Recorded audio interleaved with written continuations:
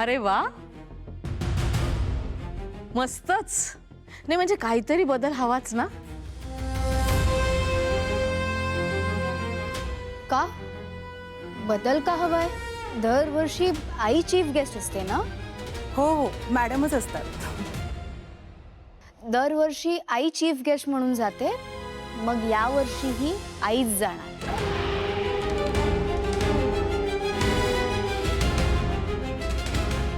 अनन्या, मी खूप विचार करून हा डिसिजन घेतलाय. काय विचार केलायस तू? आपण ह्या विषयावर नंतर बोलूयात, चालेल? का? या विषयावर आत्ताच बोलू ना आपण. आई काहीच बोलत नाही म्हणून तुम्ही काही डिसिजन घ्याल का? आणि ती एक्सेप्ट करेल? तिच्याबद्दल तुम्हाला काहीच वाटत नाही का? आणि काय वागताय तुम्ही हे?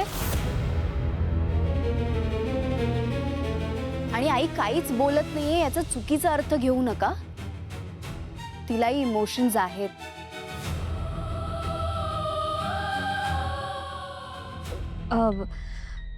आम्ही चर्चा करून कळवतो तुम्हाला.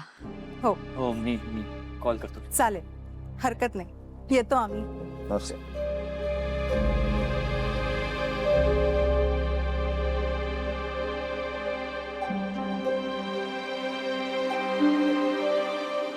अहो अनन्याताई, निदान बाहेरची माणसं असताना तरी थोडं सांभाळून का? घ्या.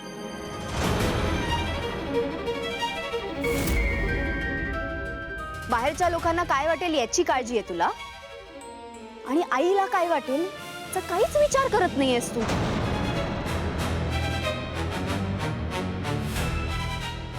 हे काय वागणं आहे वहिनी? हिला कोणी काही बोलत नाही ना म्हणून ही अशी वागते.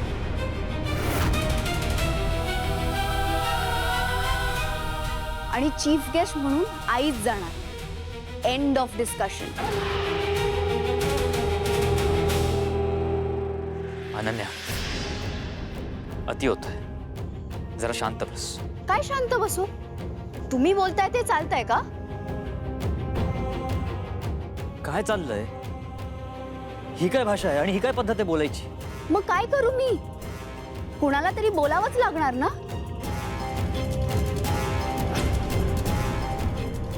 आणि दादा, तुला माझा राग येईल, पण मीरा वहिनीला ना तू डोक्यावर चढून ठेवलेस. अनन्या, वेदाचे बाबा,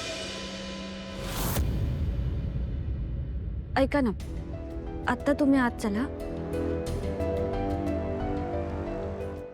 आपण नंतर बोलूया. हा, मीरा ही बोलती. प्लीज प्लीज चला.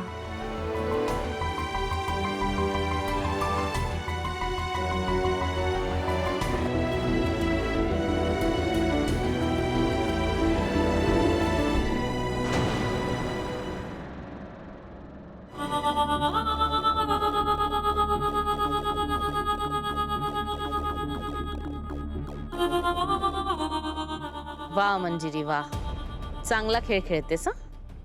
आणि तेही अनन्याच्या खांद्यावर बंदूक ठेवून. वा.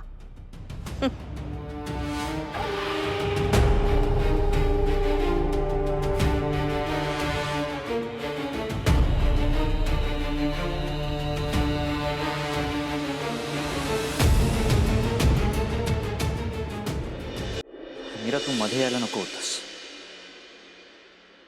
हो, तुम्हाला समजत का नाहीये? हे सगळं ती मंजिरी करतीये. अगं, मुद्दा तो नाहीच आहे. मुद्दा आहे ज्या प्रकारे ती तुझ्याबद्दल बोलली आहे, तिची बोलायची पद्धत.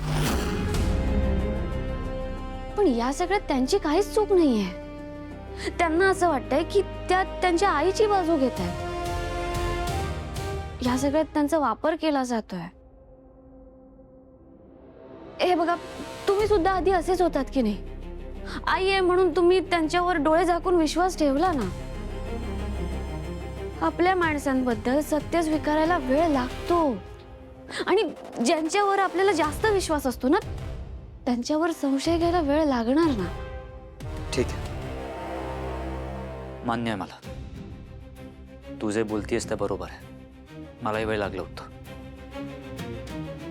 सो मला असं वाटतंय की सत्य काय ते अनन्याला सांगायची गरज आहे. हे बघा, अजून सुद्धा काही गोष्टी तुम्हाला समजून घ्यायला कठीण जात आहेत ना. तुम्हाला तर सगळं माहिती आहे, तुम्ही स्वतः अनुभवताय, तुम्ही पाहिलंय, तरी सुद्धा तुमच्या मनात प्रश्न आहेत की नाही? आहेत ना. मग अनन्याताईचाच विचार करा ना. आपण असं अचानक त्यांना सत्य सांगितलं तर त्यांना नाही पटणार.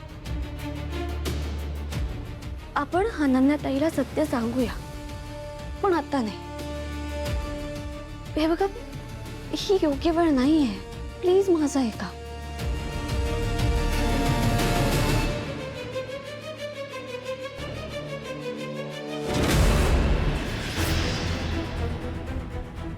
मीरा, आपल्या घरात त्या गोष्टी संबंधी काहीच नाही आहे ग. असतं ना तर ते मला नक्की सापडलं असतं, पण काहीतरी आहे जे घरात नसून घरापासून लांब कुठेतरी आहे. Come on Ananya, please call उचल. काय झालं? हो, किती उशीर झालाय बघ ना. आणि अनन्याचा काहीच पत्ता नाही. स्वतःहून एक कॉल एक मेसेज नाही. वर मी तिला कॉल करतो तर माझे कॉल्स उचलत नाहीये ती. अहो, अनन्याताई त्यांच्या मैत्रिणींसोबत गेल्या, गप्पा मारत बसल्या असतील, येतील थोड्या वेळात. अगं जे काही असेल ऍटलिस्ट इन्फॉर्म तरी करायला हवं ना. काळजी वाटते. ते पहिल्यांदा थोडी लेट येत आहेत. ठीक आहे, येतील.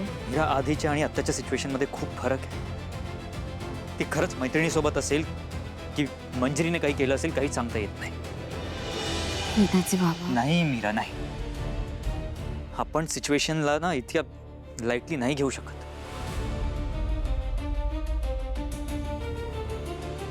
इथे आपण अंदाज बांधत बसतो आणि तिकडे ती बाई एकानंतर एक डाव खेळत असते.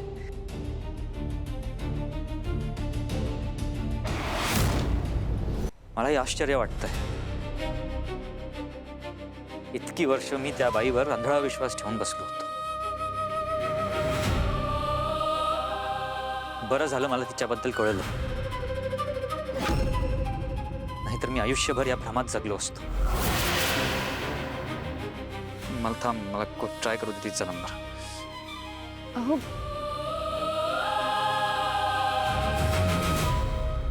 काय अथर्वला सगळं कळलंय.